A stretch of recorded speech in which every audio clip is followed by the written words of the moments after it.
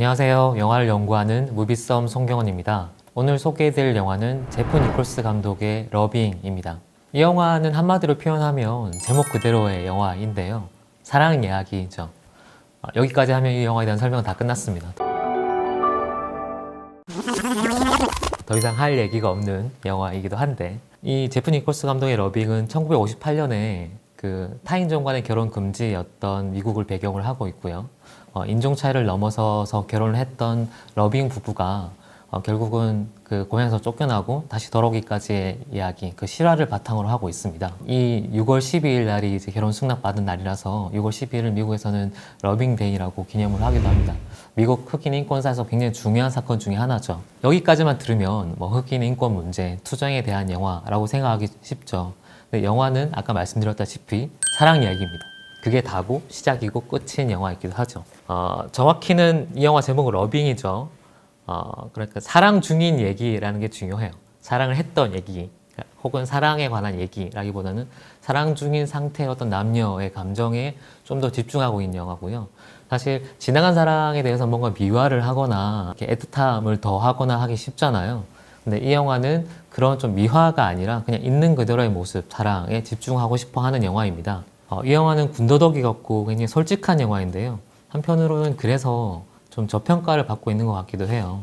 그러니까 무난하다는 평이 보통 평단의 지배적인 반응인데, 이 영화가 이 심플하고 강력한 주제를 어떻게 묘사를 하고 있는지에 대해서 지금부터 좀 얘기를 나눠보도록 하겠습니다. 서로 사랑하는 남녀 리차드와 밀드레드는 아이가 생긴 후 결혼을 약속합니다. 하지만 1958년 버지니아주에서는 타인종 간의 결혼이 불법입니다. 두 사람은 워싱턴까지 가서 식을 올리고 오지만 결국엔 들키고 경찰에게 잡혀갑니다. 집행유예를 받는 대신 25년간 고향에 돌아오지 못한다는 판결을 받은 러빙 부부. 몇 년 뒤 그들의 사연을 접한 인권단체에서 법정 투쟁을 시작하자고 권유합니다. 고향에서 정당하게 아이들과 함께 살고 싶었던 러빙 부부는 위험을 무릅쓰고 고향으로 다시 돌아가기로 합니다. 러빙 부부는 주변의 인정을 받고 고향에서 평화롭게 다시 살 수 있을까요? 이 영화의 첫 번째 포인트는 실화를 재현하는 감독의 태도입니다. 영화는 첫 장면에서 아무 화면도 보여주지 않고 풀벌레 소리로 시작을 하죠. 조금 있다가 러빙이라는 자막이 나오고 타이틀이 뜨고 난 다음에 드디어 두 남녀가 등장을 합니다. 그때 흑인 여자가 굉장히 망설이는 표정을 짓다가 얘기를 하죠. 나 임신했어. 남자가 잠시 뜸을 들이고 머뭇거리다가 잘 됐네 하고 나서 결혼하자라고 얘기를 해요. 이 오프닝이 굉장히 중요해요. 그냥 결혼하자부터 시작을 해요, 영화를. 보통 이런 실화를 바탕으로 한 영화가 뭔가 극적인 상황을 만들어내거나 아니면 뭐 장황하게 들려주려고 하는 욕심에 빠지기 쉬운데, 이 영화는 심플하게 두 사람의 관계에서 시작합니다 라고 선을 긋고 있고요. 네가 흑인이고 내가 백인이고 법적으로 결혼하면 안 되고 이런 게 아닌 거예요. 그렇게 출발하는 영화이기 때문에 온전한 사랑 얘기로 집중하겠다라는 어떤 선언을 하고 들어간다고 볼 수 있고요. 이 영화는 장르적으로는 멜로드라마라고 할 수 있을 것 같아요.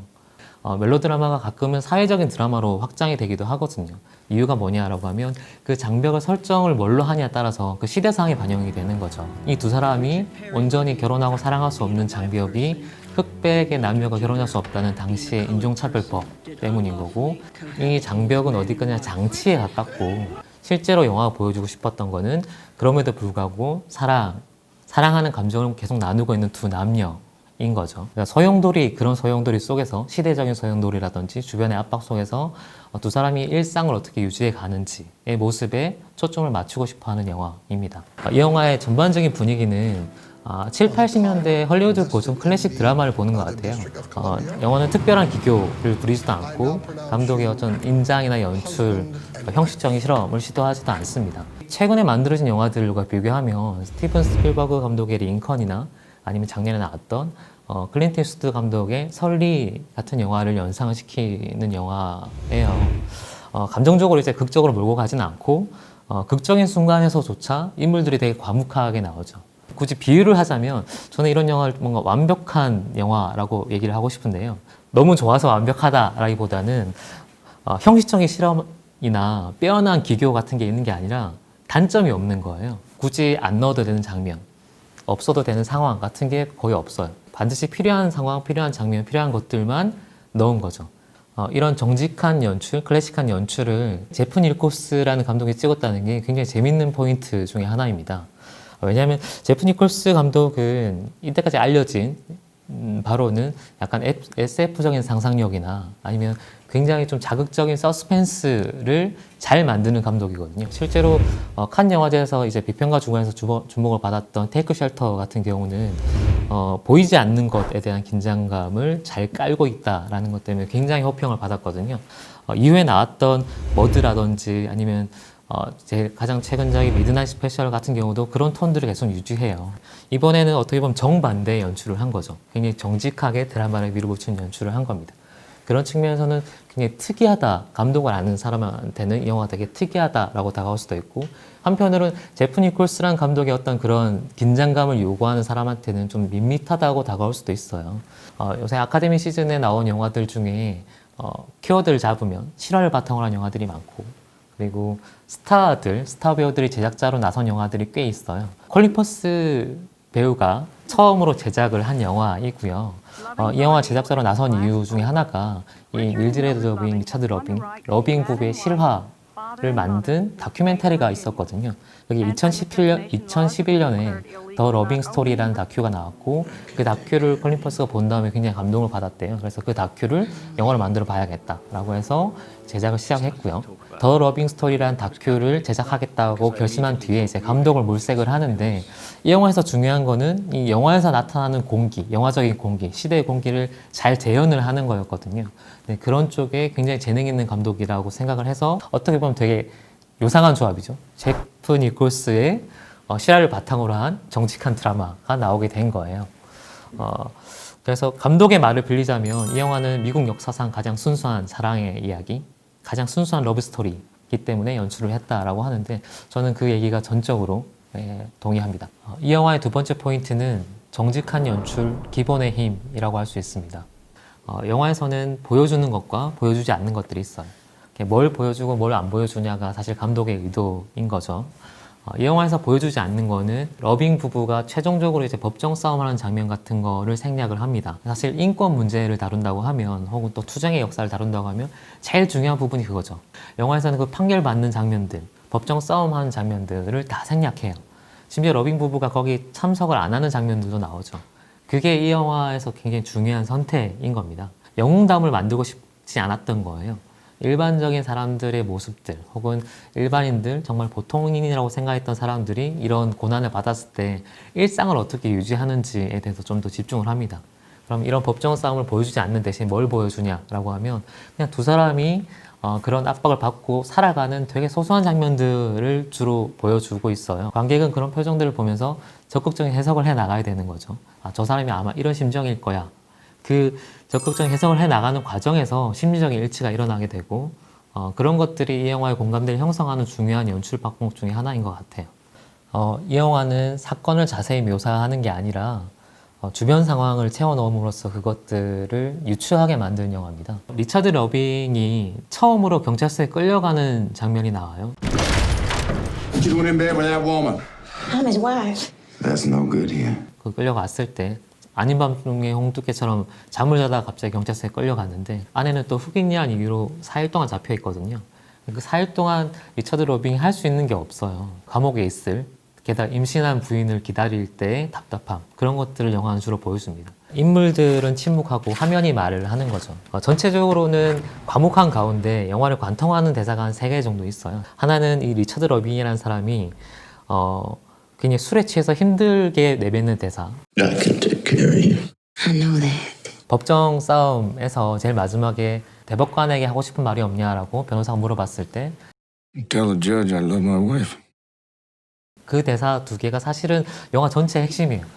이 사람이 하고 싶은 말이 그게 다고, 그거를 그냥 계속 하고 있는 영화예요. 난 당신을 지킬 수 있어 라는 대사가 후반에 나오기 때문에 되게 좋은 거예요. 만약에 처음부터 영화 초반에 난 널 사랑해, 난 널 지킬 거야 라고 했으면 뒤에 나오는 행동들은 그래 열심히 지키고 있네 정도로 다가올 거예요. 그냥 묵묵하게 뭔가를 계속 보여주는데, 마지막에 이 대사를 딱 꺼내는 순간 앞에 했던 행동들이 다 정말 진심 어린 행동들이구나, 진심 어린 사랑의 행동이구나 라는 게 한 번에 이해가 되는 거죠.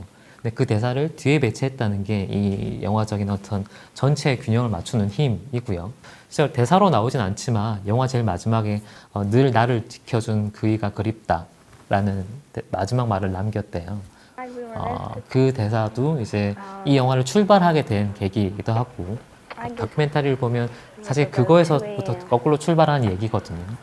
한편으로는 되게 심플한 이 감정, 우리는 서로 사랑하고 난 널 지켜주고 싶다는 감정을 영화는 어떻게 화면들을 통해서 말을 하고 있는지를 좀 살펴봐야 될 텐데, 우선 영화에서 인상적인 거는 전체적으로는 정직하고 안정된 연출이라고 제가 말씀을 드렸죠. 네, 이 정직한 연출이란 건 뭐냐? 감정이 있으면 대사로 말을 하지 않지만 주변 정황, 분위기, 소위 말하는 영화적 공기 혹은 사운드 등을 통해서 굉장히 섬세하게 표현을 하고 있어요. 영화 처음에 등장할 때 첫 장면에서 풀벌레 소리만 등장을 하거든요. 영화에서의 풀벌레 소리 아니면 이런 조용한 풀소리, 바람소리 같은 거는 이 버지니아주, 시골을 상징하고 있어요. 그래서 굉장히 평화로운 순간, 안정된 순간에 등장을 하죠. 근데 처음으로 이제 밀드레드 러빙이라는 여자가 워싱턴으로 쫓겨가서 첫날 밤을 보낼 때 완전 낯선 공간에 들어가는 거잖아요. 그때 첫날 밤에 뜬 눈으로 밤을 지새우는데 그때 눈을 뜨고 있는 여자 얼굴을 보여주고 주변에 들려주는 사운드를 뭐냐면 굉장히 시끄러운 도심의 소음, 사람들이 떠드는 소리, 차가 지나다니는 소리. 사실은 그냥 자연스러운 그 동네의 소리거든요. 근데 이 두 가지 대비가 이 여자의 심리를 드러내주는 거죠. 근데 이런 사운드 묘사는 사실 제프 니콜스 감독이 제일 잘하는 것 중에 하나거든요. 아무것도 안 보이는데 굉장히 불안한 상황인 거예요. 이거는 카메라의 앵글이나 사운드 딱 두 가지만으로 영화적인 공기를 형성해 나가는 거죠. 이 영화의 세 번째 포인트는 보통 사람을 연기한 캐릭터들입니다. 러빙이 기존의 실화를 바탕으로 한 영화들과의 가장 큰 차이 중에 하나는 이 영화는 다큐 영상이 있다는 점입니다. 뭔가 자기가 창의적으로 상상하거나 재해석했다기보다는 실존 인물에 얼마큼 가깝게 충실하게 묘사를 하는가에 초점이 맞춰져 있죠. 밀드레드 러빙 역을 맡았던 루스네가 배우는 이번에 올해 아카데미의 여우주연상 후보에도 올라가 있고요. 두 배우의 연기의 목표는 같대요. 있는 인물을 최대한 성실하게 묘사를 하는 것. 조엘 에버튼이라는 배우는 사실은 굉장히 인상이 강하거든요. 근데 그 본인의 인상을 뭔가 억울하게 만들기 위해서 굉장히 좀 표정 연기도 섬세하게 하고 있고요. 루스네가 연기도 말씀드린 것처럼 굉장히 좋았지만 저는 이 조엘 에버튼이라는 남자 배우의 연기가 정말 인상적이었고 그런 의미에서 왜 아카데미에서 후보에 안 올랐을까 약간 의문이 들기도 해요. 빼놓을 수 없는 캐릭터 중에 하나가 그 사진사로 등장하는 그레이 빌렛 역할인데요. 마이클 셰너는 이 제프 니콜스 감독의 일종의 페르소나에 가까운 배우죠. 테이크 셀터에서도 주연을 맡았고 미드나잇 스페셜에서도 주연을 맡았고요. 가장 서로 호흡이 잘 맞는 배우 중에 한 명일 거예요. 그래서 일종의 약간 카메오에 가깝게 짧은 화면에 등장을 하는데요. 근데 짧지만 또 이 영화가 나타내고 있는 태도의 가장 중요한 핵심을 차지하고 있는 캐릭터이기도 합니다. 그레이 빌렛이 이 인물들, 러빙 부부의 사진을 찍어 나가는 과정이 되게 흥미로운데 그날 밤 저녁에 함께 하면서 이제 함께 식사를 하면서 이 그레이 빌렛이라는 사진 기자가 여러 가지 이제 농담이나 즐거운 얘기거리, 자기 경험담들 들려주면서 가족 안에 녹아 들어가는 거죠. 등장하자마자 사진을 찍거나 어떻게 하겠다라고 얘기를 하는 게 아니라 그냥 수다를 떨고 각자의 관심사에 다 이렇게 얘기를 해줘요. 그리고 일상 속에 되게 녹아 들어가 있는 것처럼 그냥 거실 한 구석에 이렇게 앉아 있거든요. 그러다가 이 러빙 부부가 되게 자연스럽게 코미디 프로를 보면서 웃는 장면, 아무도 모르게 조용히 사진을 찍죠. 그 장면이 사실은 이 영화가 이 사안, 어떻게 보면 되게 인권운동에 큰 영향을 미친 사안에 접근하는 방식이에요. 뭐 특별한 사건을 만들거나 거대한 어떤 메시지를 전달하거나 하는 게 아니고 가장 일상적인 부분에 가장 자연스럽게 녹아가서 보여주는 것. 이게 영화가 추구하는 방식이기도 하고요. 이런 조연들의 성격들을 좀 다양한 각도에서 부여를 했다는 것도 영화의 어떤 리듬감 아니면 색깔을 좀 풍성하게 만들어주는 요소 중에 하나라고 볼 수 있습니다.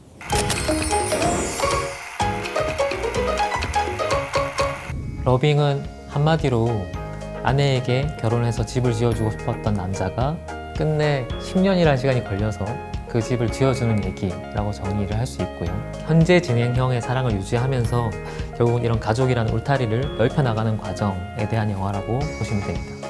사실 이 영화는 흑백 인권 문제를 소재로 다루고 있지만 단순히 흑백 인권 문제로 그치는 것 같진 않아요. 정말 평범한 사람들이 당연하다고 생각되는 욕망, 그 욕망을 각자 일상에 충실하면서 어떻게 지켜나가는지, 어떻게 역사에 반영을 하는지에 대한 문제를 얘기를 하고 있고요. 이런 보통 사람들이 만들어가는 역사, 혹은 보통 사람들이 할 수 있는 혁명에 대해서 그 방안을 제시를 하고 있는 거죠. 진짜 혁명은 그런 일반인들의 당연함들이 모여서 만들어지는 거고요. 그런 당연함과 상식이 지켜지지 않는 요즘 같은 세상에 이런 영화들이 좀 더 필요한 게 아닌가 생각이 됩니다. 이 영화는 굳이 몇 번을 봐야겠다라고 지정을 하고 싶지는 않습니다. 저 같은 경우는 이 영화에 굉장히 만족을 했기 때문에 아마 계속 볼 것 같아요. 틈이 나는 대로. 최근에 나온 영화 중에는 가장 기본에 충실했다는 측면에서는 오히려 도드라지는 영화였고요. 혹은 정말 제대로 된 멜로드라마, 사랑 얘기, 상남자를 보고 싶으시면 이 영화를 보시는 걸 추천합니다. 영화 러빙에 대한 제 분석 점수를 말씀드리겠습니다. 이 영화의 대중성은 60점입니다. 이 영화의 예술성은 100점입니다. 지금까지 영화를 연구하는 무비썸 송경원이었습니다. 다음 주에 또 다른 영화로 찾아뵙겠습니다.